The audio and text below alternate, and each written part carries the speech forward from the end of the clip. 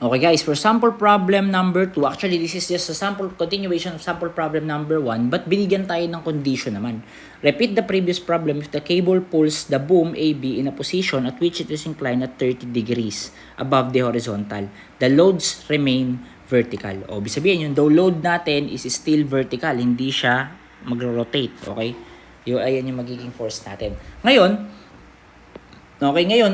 ganun pa rin yung gagawin natin guys, okay? Ganun pa rin naman yung gagawin natin. In this case, in this case,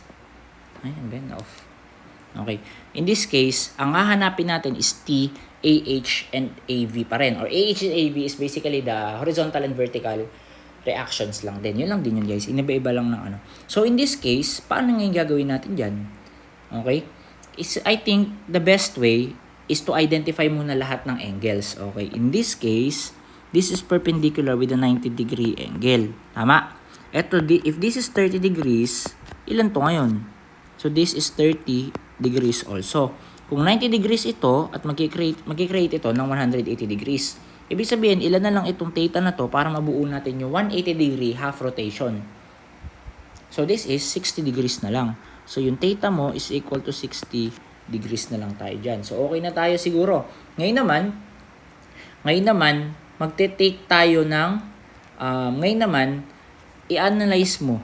'Di ba? Yung T natin na yan is makakaproduce yan ng force papunta doon, at saka force papunta dito. Kumbaga, kung magte-take man tayo ng moment dito, tulad ng ginawa natin kanina, okay, parehas na component ng T is magkakaroon na ng moment. So, this is T, Y, and then this is T, X.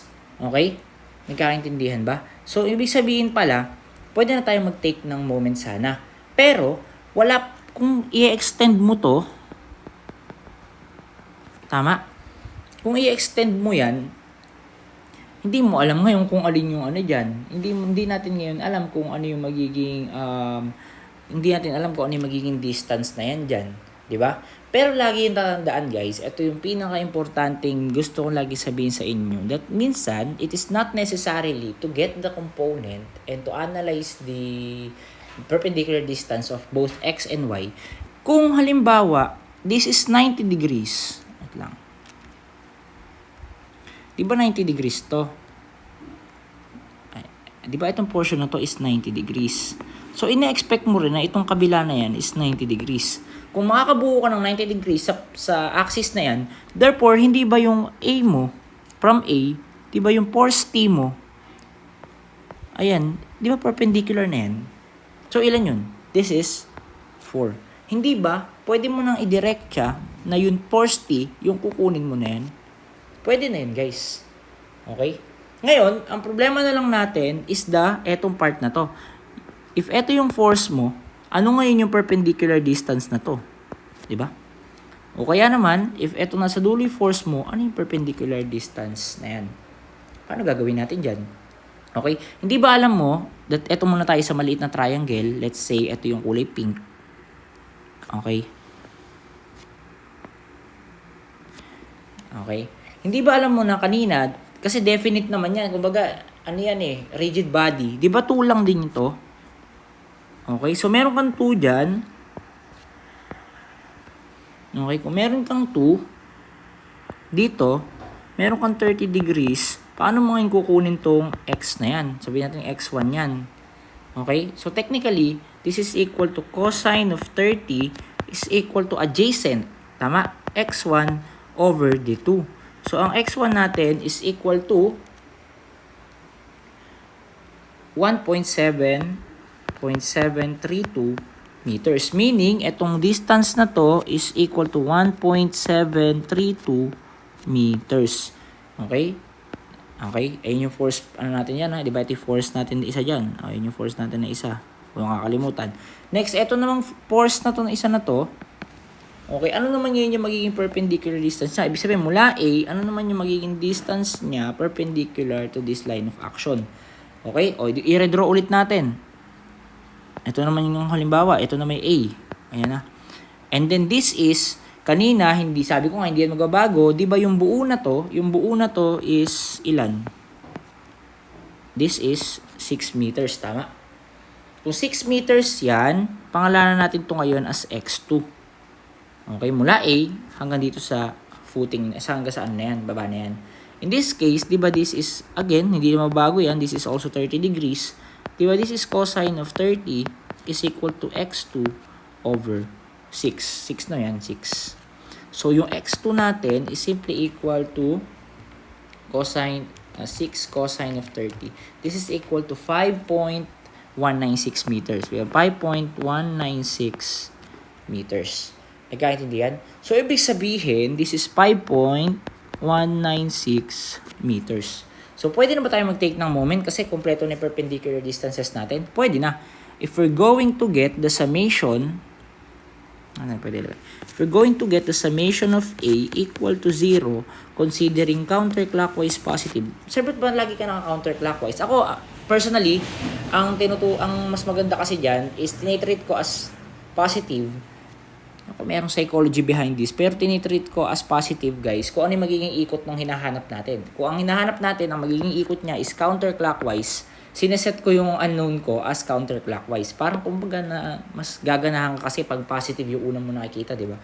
So, 0 is equal to positive t multiplied by, sabi ko nga sa inyo, since perpendicular na yan along this axis, pwede na yan diretso gamitin mo. So, this is 4. Okay? Now, meron tayong pababang 200, di ba? So, we have minus 200.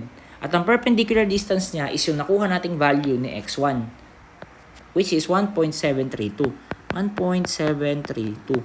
And then, the next one, we have negative 100 naman. Pababa. Tama.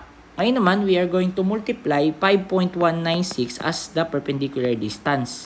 Ito yun, no? Yung perpendicular distance ito. Okay?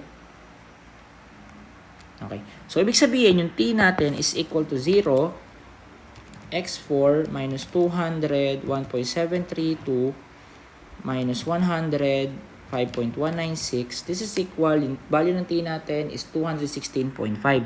216.5 pounds. Okay? Kung kukunin natin si AY, summation forces vertical is equal to 0. 0 is equal to AY. Okay? Minus 200 minus 100, tama ba? The vertical components, plus t sine of ilan? Sine of, since kukunin natin tong portion na to, di ba gagamitin natin dyan is 60 degrees. T sine of 60 degrees. Ang t natin is 216.5. So, in this case, yung AY natin is equal to 0.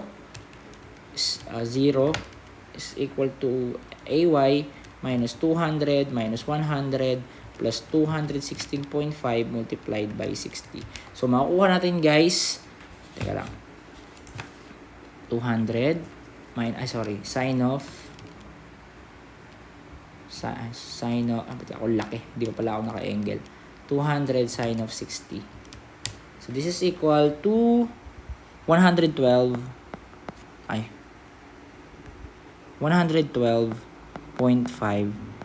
pounds. Tama? So, this is the AY.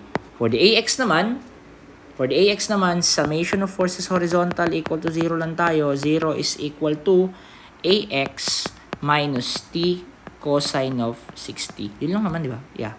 And then, cancelin natin to. This is 216.5. Sorry, 60 ba yun? Sorry, 60 pala to. Teka.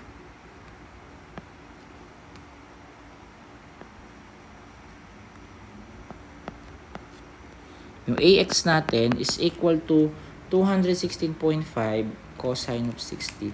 So, this is equal to 108.25 pounds. Ayan yun yung magiging sagot natin for this problem. Okay?